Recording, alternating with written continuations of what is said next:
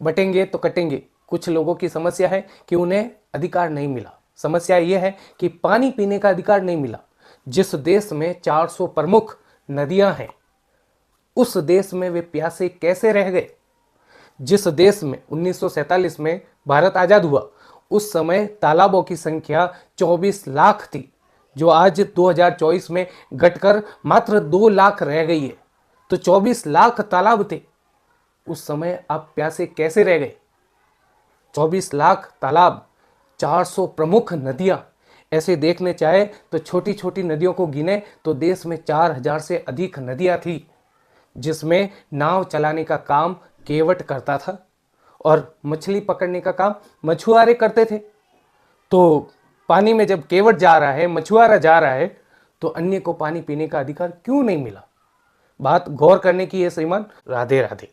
श्रीमान, आप कहीं शॉपिंग मॉल, स्कूल, अस्पताल, किसी भी सार्वजनिक स्थान पर जाते हैं तो वहां पर लिखा हुआ होता है कि आप कैमरे की नज़र में हैं, और ऐसा पढ़ते ही आपकी हरकतें बदल जाती है, आपका व्यवहार बदल जाता है, आपके तौर तरीके बदल जाते हैं। आपको ऐसा लगता है कि हमें कोई देख रहा है, हम पर कोई नज़र रख रहा है। बल्कि उस निर्जीव कैमरे को आपकी हरकतों से, आपके व्यवहार से कोई फर्क नहीं पड़ता। आपकी हरकतों का, आपके व्यवहार का, आपके तौर तरीके का असर उस पर होता है जो सजीव कैमरा है, जो लाइव कैमरा है, और वो और कोई नहीं। आपके घर में आपके बच्चे हैं। आपका जैसा व्यवहार होगा, आपके जैसे तौर तरीके होंगे, उसी से आपके बच्चे सीखते हैं। आप यदि मोबाइल पर गंदी रील देखते हैं, आप टीवी में सीरियल देखते हैं, तो आपके बच्चे भी गंदी रील देखेंगे, सीरियल देखेंगे। यदि आप अच्छी पुस्तकें पढ़ते हैं, आप अच्छी चीज़ों को ग्रहण करते हैं, तो आपके बच्चे भी अच्छी चीज़ों को ग्रहण करेंगे। आप नशा पता करते हैं, आप बुरी आदतें रखते हैं, तो आपके बच्चे भी बुरी आदतें सीखेंगे। और जब दुनिया उन्हें देखेगी तो उन पर उंगली उठाएगी कि इनके संस्कार अच्छे नहीं हैं, और अच्छे संस्कार होंगे तो शाबाशी देगी कि इनके संस्कार अच्छे हैं। क्योंकि जैसे आपके तौर तरीके होते हैं, जैसा आपका व्यवहार होता है, वही बच्चे ग्रहण करते हैं, वही बच्चे सीखते हैं, और उसी को संस्कार कहा जाता है। जय श्री राम। राधे राधे। श्रीमान, एक मांस ऐसा होता है जिसे हिंदू नहीं खाता है, और एक मांस ऐसा होता है जिसे मुस्लिम नहीं खाता है, और ये दोनों उस मांस को नहीं खाकर ऐसा मानते हैं कि वे अपने धर्म को निभा रहे हैं, वे अपने धर्म का पालन कर रहे हैं, पर ऐसा नहीं है। कबीरदास जी एक दोहे में सुंदर बात कहते हैं कि मांस मांस सब एक होए, क्या बकरी क्या गाय, ये जग अंधा हो रहा, जानबूझकर खाए। राधे राधे। श्रीमान, हमेशा सोच विचार कर बोलना चाहिए। शब्द में भार होता है, इसीलिए कहावत है कि हमेशा तोल कर बोलना चाहिए। यदि कोई ओछी बात करता है, कोई तुच्छ बात करता है, तो उसे कहते हैं कि कितनी हल्की बात कर दी तुमने। बात में वजन होना चाहिए। एक बात की कीमत होती है, शब्द की कीमत होती है।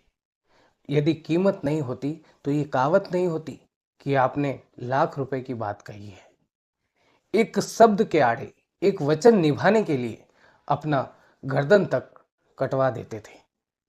इसीलिए कहावत है कि रघुकुल रीत सदा चली आई, प्राण जाए पर वचन न जाए।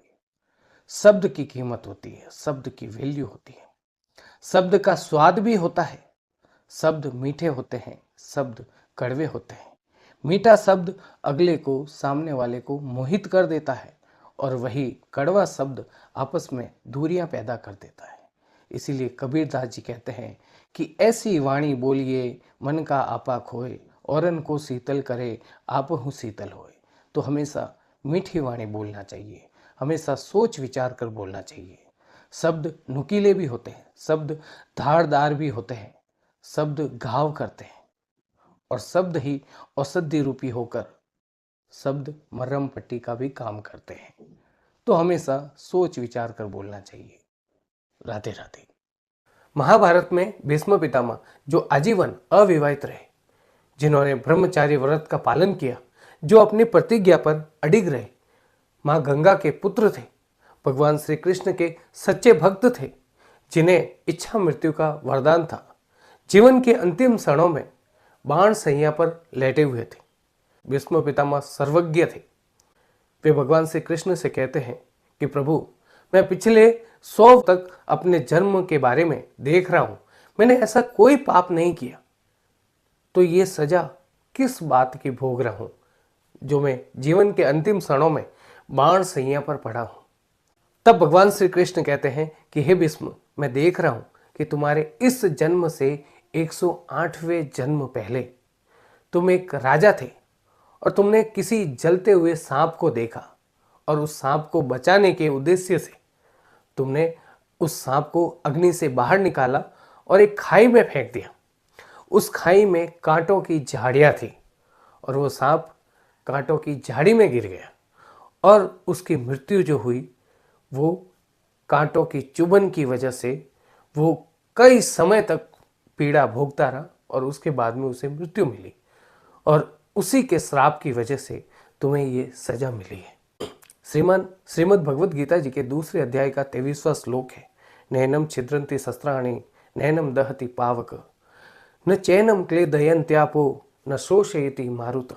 यानी इस आत्मा को नहीं तो किसी शस्त्र द्वारा छेदा जा सकता है, न इस आत्मा को जलाया जा सकता है, न इसे हवा सुखा सकती है या जल गीला कर सकता है।